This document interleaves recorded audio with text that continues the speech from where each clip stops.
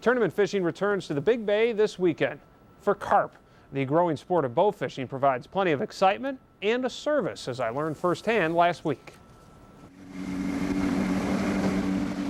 Tournament anglers heading out onto the bay this Saturday night can be fairly certain they won't be shut out. People really love to come to Green Bay because it's known for big fish and lots of them. Greg Bannock of Gar-Git-R Charters knows of what he speaks. This carp weighs in at just over 26 pounds, but he's brought in bigger.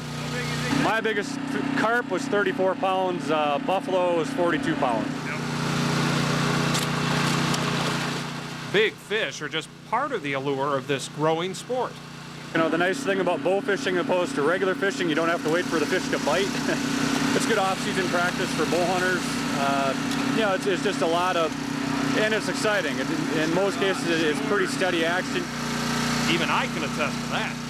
Founded in the late 90s, the Wisconsin Bow Fishing Association will run 10 tournaments this year, including this weekend's state shoot in Green Bay.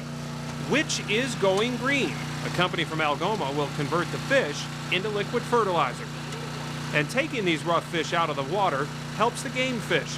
So much so that some lake associations and game fishing clubs have started to offer bounties to bow fishermen to clean out their lakes. The lake associations are starting to see advantages of having us come, and it's good entertainment for sportsmen, and it's good for the lakes and the lake association. So it's really a nice marriage between the two.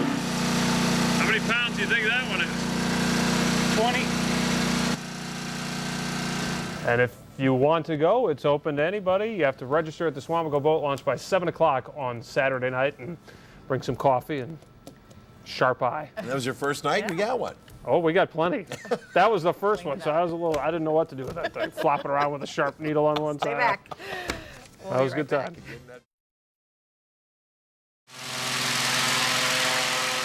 Fish all day, bow fish all night. What a hoot. I'll tell you, I haven't had this much fun in probably 10, 15 years. Oh, I got him. Look at that water explode. Holy moly.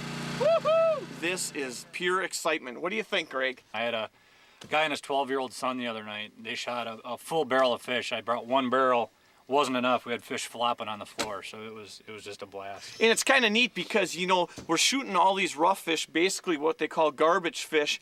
So you're really doing the system a lot of good by taking these out of here. Right, and they're in there, they're thrashing up the weeds and stuff, and they're covering spawning beds with silt. It's nice to get some out, but realistically, we're not putting a dent in, but it sure feels fun trying.